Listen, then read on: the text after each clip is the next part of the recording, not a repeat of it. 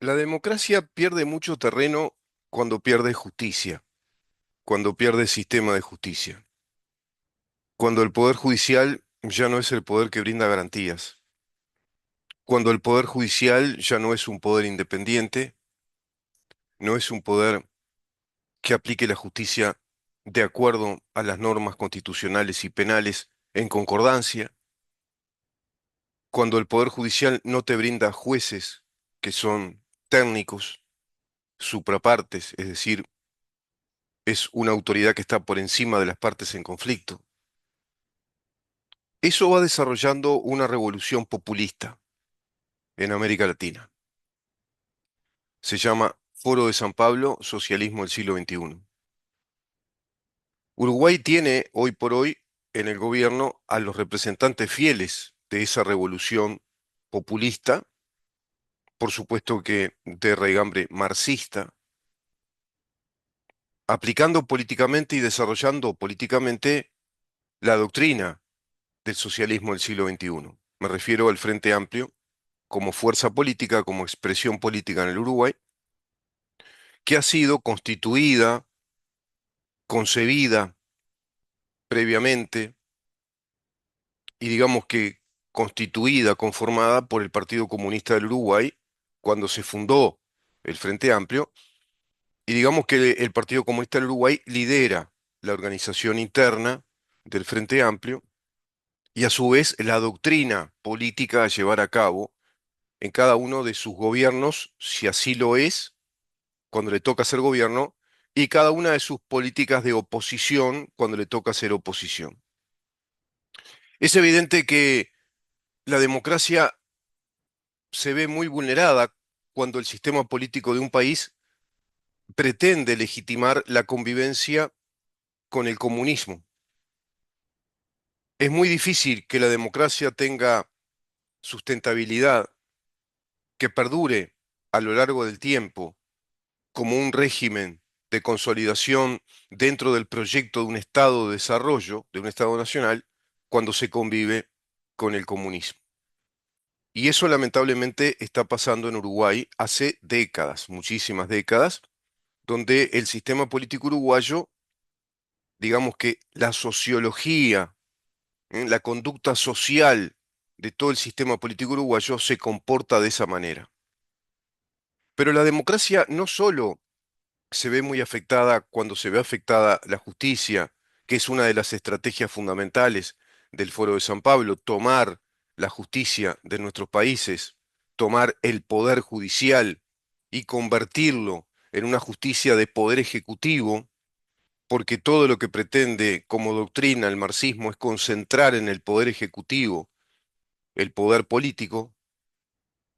Bueno, también es cuando se toma a la prensa. La prensa es el llamado cuarto poder que da muchísimas garantías respecto a la vida democrática y la convivencia en democrática, dado que si hay una prensa independiente, una prensa imparcial o una prensa verídica,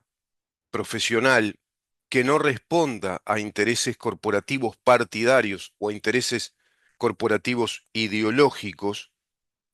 bueno, la democracia se va sustentando sobre la base o el pilar de la información correcta, de la información en detalle, inclusive de la investigación periodística con la información profunda sobre hechos que son de capital importancia. Y no me refiero solo a hechos políticos como los que se van sucediendo en Uruguay, como ahora el caso Besosi y la Casa de Brujas, que está planteando en campaña electoral departamental el Frente Amplio, como otro caso que despiertan ahora en una intendencia, si no me equivoco, el departamento de Florida, y así sucesivamente, sino respecto a los hechos políticos de vital importancia, lo que se legisla. Si lo que se legisla está de acuerdo con la Constitución, si lo que se legisla está de acuerdo con los principios universales y generales de un Estado de Derecho. Eso se debe informar permanentemente, se debe cotejar de parte de la prensa, se debe contar con una prensa especializada en estos temas, en los temas legislativos, en los temas jurídicos y a su vez dentro de los temas legislativos y jurídicos, en los temas jurídicos financieros, jurídicos laborales, jurídicos penales, jurídicos administrativos, la estructura en sí del Estado, que la han modificado, dando verdaderos golpes de Estado técnicos desde nuestro poder legislativo, y la prensa simplemente informó los hechos, pero no los evaluó, no cotejó esos hechos con los preceptos constitucionales que inspiran a nuestro orden jurídico, no los cotejó con el Uruguay precedente a esos hechos ocurridos, por ejemplo, en 2017, el golpe de Estado técnico al Poder Judicial. Y a su vez se van sucediendo hechos de lamentable condición o naturaleza política, como por ejemplo el crimen organizado en nuestro país, otro fenómeno muy vinculado también a las estrategias revolucionarias del Foro de San Pablo, el crimen organizado. No olvidemos que cuando se funda el Foro de San Pablo en 1990, en la ciudad de San Pablo, se funda por Fidel Castro, Ignacio Lula da Silva y Mario Ludwig King, el actual canciller de la República Oriental del Uruguay. Se funda también en presencia de integrantes muy representativos de las FARC y del ELN. Cuando se integra Hugo Chávez al Foro de San Pablo, en aquel congreso del foro realizado acá en Montevideo, porque van año a año realizando congresos, en el año 95, bueno, se compromete a, si acaso llegara al poder, y así lo hizo, a entregar gran parte de las riquezas naturales de su país a las izquierdas organizadas en el Foro de San Pablo, fundamentalmente el petróleo. Así lo hizo con Cuba y con otros países, y por supuesto luego ya lo hizo con otros recursos naturales, como minerales, diamantes, gas, etcétera, despilfarrando todos esos recursos naturales del pueblo venezolano en organizaciones camaradas, compañeras. Acá se ha dado el caso de los gobiernos de Mujica relacionando negocios con Venezuela, colaborando entre sí los camaradas con aquel negocio de los lácteos que dejaron en muy malas condiciones a las empresas de la industria láctea en Uruguay porque no se cobró el dinero de esa exportación de lácteos, incluso con un intermediario de modo ilegal. Uruguay cuando exporta directamente, según nuestras leyes y según la organización de nuestra Cancillería, no tiene que tener ningún representante privado en materia de exportaciones. Y así lo hizo un representante de Mujica para la exportación de lácteos a Venezuela. Pero además se fueron sucediendo hechos como ese crimen organizado, que incluso se perpetró en la torre ejecutiva, piso 4, en el gobierno de Mujica, con aquella secretaría privada que tramitó, digamos que extorsionó, presionó desde el Poder Ejecutivo a la Oficina del Servicio Civil, a la Dirección del Servicio Civil dentro del Ministerio del Interior, para que tramitara más de 10.000 pasaportes falsos, vinculados a muchos rusos, de acuerdo a los testimonios de tres agentes rusos FSB, que es, digamos, la actual KGB rusa. La KGB pasa a ser FSB, Servicio de Inteligencia,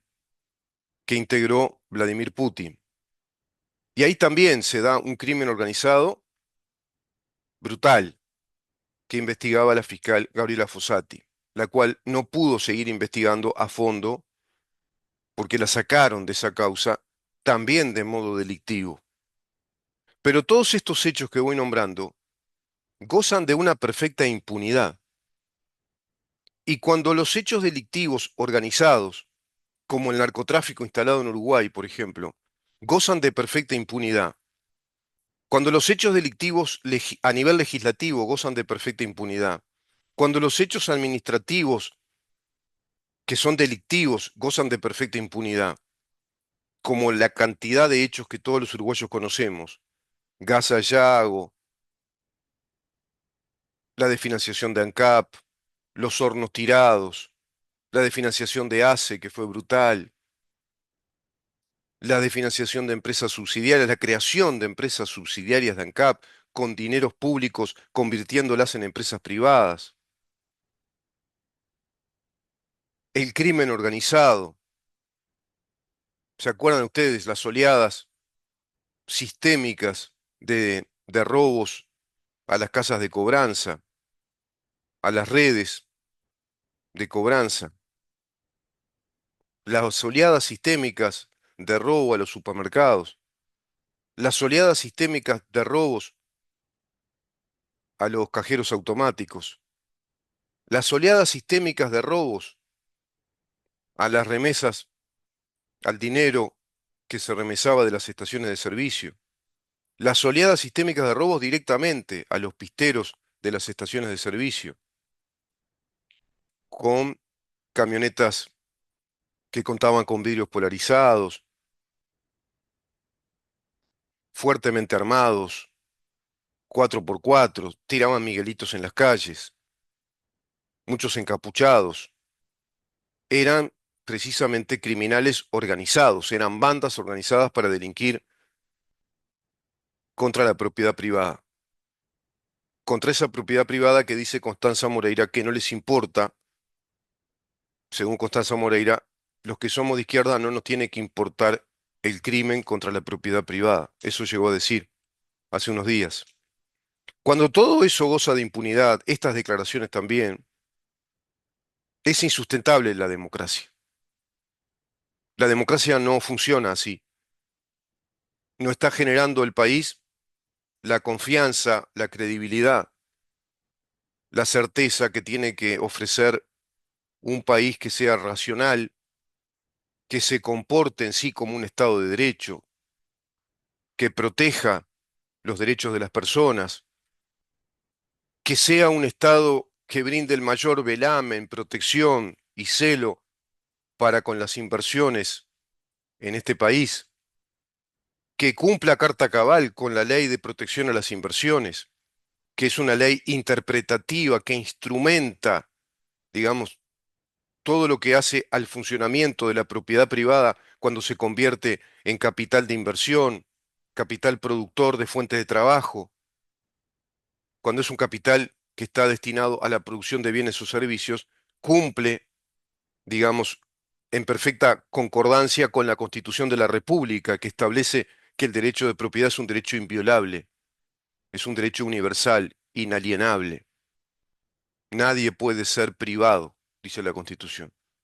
No puede ser prohibido ese derecho, ni nadie puede ser privado del derecho de propiedad, como así de los otros derechos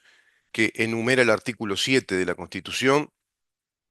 y que especifica en materia de propiedad el artículo 32 y 36. Cuando todo esto se descuida